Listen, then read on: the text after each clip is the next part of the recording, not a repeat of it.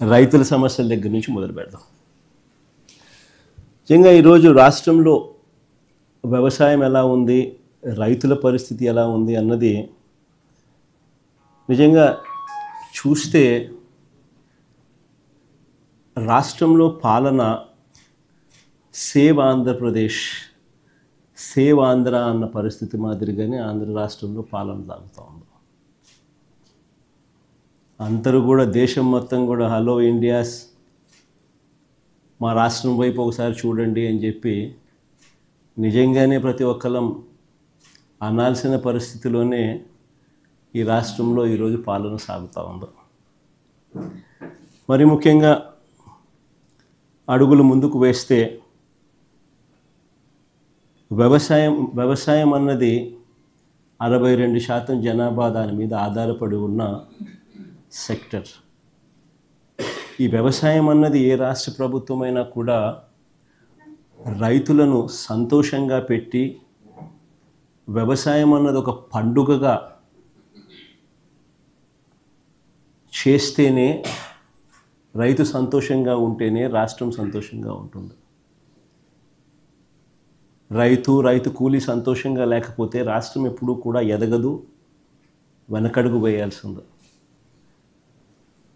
మా హయాంలో పండుగగా ఉన్న వ్యవసాయం చంద్రబాబు నాయుడు గారి హయాంలోకి వచ్చేసరికి అది దండుగలా మార్చిన పరిస్థితి.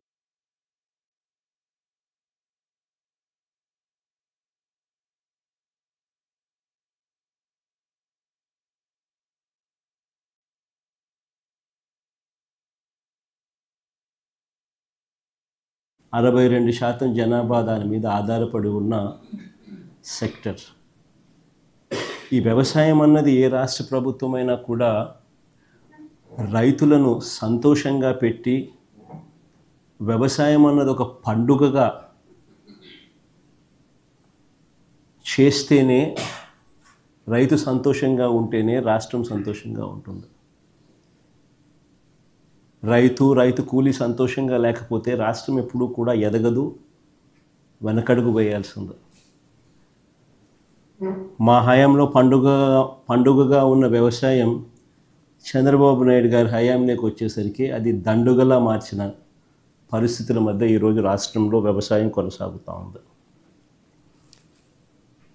మొన్న ఈ మధ్యకాలంలోనే మనమంతా కూడా మోంతా తుఫాను ఇంకా మన మనసుల్లో నుంచి ఇంకా చెరిగిపోలేదు, మొన్ననే కనిపిస్తూ ఉంది. అసలు ఆ మోంతా తుఫాను వచ్చినప్పుడు మీ అందరికీ కూడా అవగాహన ఉండి ఉంటుంది. అసలు ఏ రకంగా దానికి బిల్డప్ ఇచ్చారని అంటే, ఇక్కడ నుంచి చంద్రబాబు నాయుడు ఆర్టీజీఎస్ కార్యాలయంలోకి పోయి ఆయనతో పాటు ఆయన కొడుకు, ఆయనకు తోడు ఆయన దత్తపుత్రుడు, ఏ రకంగా ముగ్గురు కలిసి ఏ రకంగా దాన్ని అసలు ఎలాంటి బిల్డప్ ఇచ్చినారు అని అంటే, వాళ్ళు ఇవ్వడము, దానికి తోడు వాళ్ళ ఎల్లో మీడియా, వాళ్ళ ఈనాడు అయితేనేమి, వాళ్ళ ఆంధ్రజ్యోతి అయితేనేమి, వాళ్ళ TV5 అయితేనేమి, అసలు ఏ లెవెల్లో బిల్డప్ ఇచ్చినారు అని అంటే, ఏకంగా వీళ్ళే తుఫానును పీకబట్టి డైవర్ట్ చేసినట్టుగా, అసలు వీళ్ళు గాన ఆర్టీజీఎస్లో గాన టీవీల ముందర గాన ఆ కంప్యూటర్ల మీద వీళ్ళు గాన కూర్చోకపోయినంటే అసలు ఇంకా రాష్ట్రంలో తుఫాన్ ఎఫెక్ట్ ఇంకా ఏ స్థాయిలో ఉండేది అని అంటే, వీళ్ళు కాబట్టి దాన్ని ఆపగలిగినారు అన్న లెవెల్లో బిల్డప్ ఇచ్చినారు. బిల్డప్లో చూసిన తర్వాత చివరికి విషయానికి ఎన్నిక వస్తే తుఫాను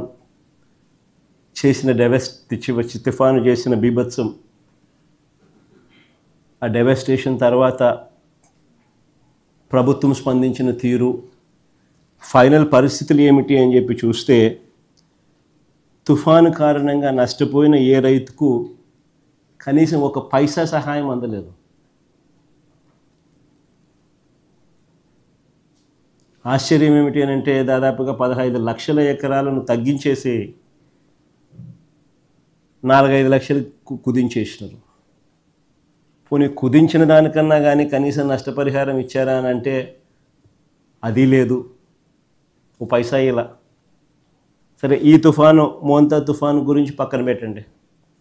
చంద్రబాబు నాయుడు గారి ఈ 19 నెలల పరిపాలనలో రాష్ట్రంలో దాదాపుగా 17 సార్లు ప్రకృతి వైపరీత్యాల కారణంగా, అంటే అది కరువు కావచ్చు, తుఫాన్లు కావచ్చు, 17 సార్లు ఈ 19 నెలల కాలంలో చంద్రబాబు నాయుడు గారి పరిపాలనలో ఈ 19 నెలల కాలంలో 17 సార్లు ఇన్పుట్ సబ్సిడీని వారంట్ చేసింది. ప్రకృతి వైపరీత్యాల వల్ల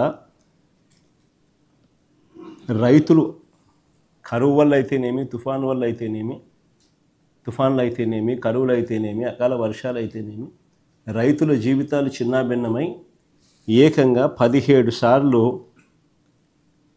గవర్నమెంట్ నుంచి ఇన్పుట్ సబ్సిడీ అన్నది రైతులకు రావాల్సిన పరిస్థితి. దాదాపుగా 1100 కోట్ల రూపాయలు ఇన్పుట్ సబ్సిడీ బకాయిలు.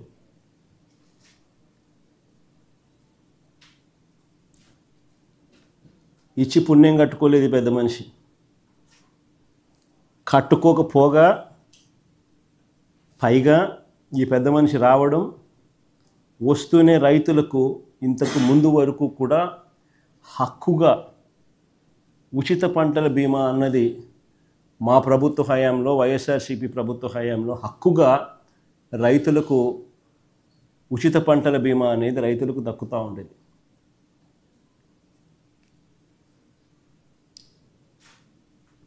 అలాంటిది మా హయాంలో అయితే దాదాపుగా 7,400 కోట్లు, 7,800 కోట్లు ఇచ్చినాం రైతులకు. ఉచిత పంటల బీమా ప్రభుత్వమే చేసి, రైతు తరఫున కూడా ప్రభుత్వమే కట్టి దాదాపుగా 7,800 కోట్లు, 7,400 కోట్లు, ఎగ్జాక్ట్గా నెంబరు 400-500 crores అటు ఇటు, 7,400, 7,800 crores ఆ కైండ్ ఆఫ్ సపోర్ట్ ఫార్మర్స్కు ఇవ్వడం జరిగింది. ఈరోజు రైతులకు హక్కుగా రావాల్సిన ఆ ఉచిత పంటల బీమా చంద్రబాబు నాయుడు అధికారంలోకి రాగానే ఆ బీమా పథకాన్ని రద్దు చేసినాడు.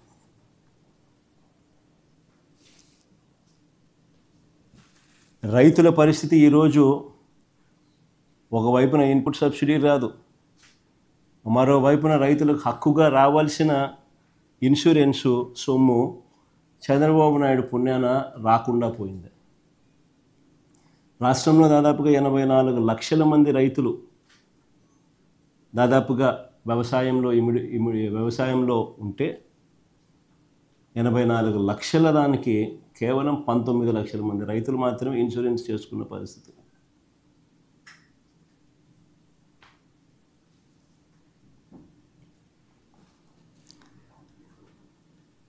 ఆశ్చర్యం కలిగించే విషయం ఇంకోటి ఏంటి అని అంటే, రైతులు, కౌలు రైతులు అంతా కలిపి నంబర్స్ సార్. మామూలుగా ఖరీఫ్ టైంలో 84 lakh acres, 87 lakh acres to 84 lakh acres మామూలుగా కల్టివేషన్ జరుగుతుంది. ఈరోజు 19 లక్షల ఎకరాలకు మాత్రమే ఇన్సూరెన్స్ కనిపిస్తూ ఉంది.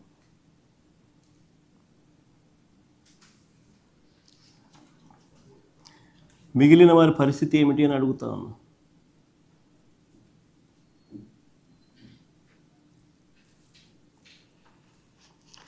రోజు చంద్రబాబు నాయుడు గారి దగ్గర నుంచి స్పీచ్లు వింటూ ఉంటాం మనమంతా కూడా.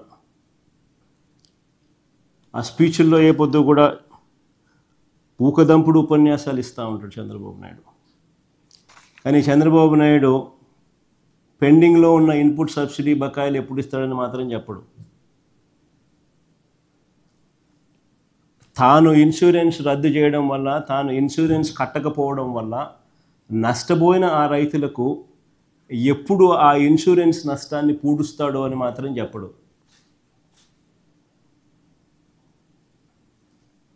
ఆయన ఊకుదంపుడు ఉపన్యాసాలన్నీ కూడా వింటూ ఉంటే చివరకు అన్నిటికన్నా ఇంకా బాధాకరమైన విషయం ఏంటంటే పెట్టుబడి సహాయం అంటే క్యాపిటల్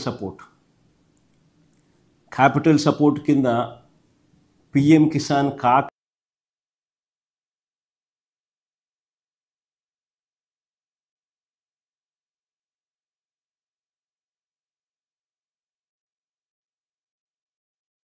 అన్నదాత సుఖీభవ అని పేరు పెట్టి ప్రతి సంవత్సరం 20,000 ఇస్తానన్నాడు.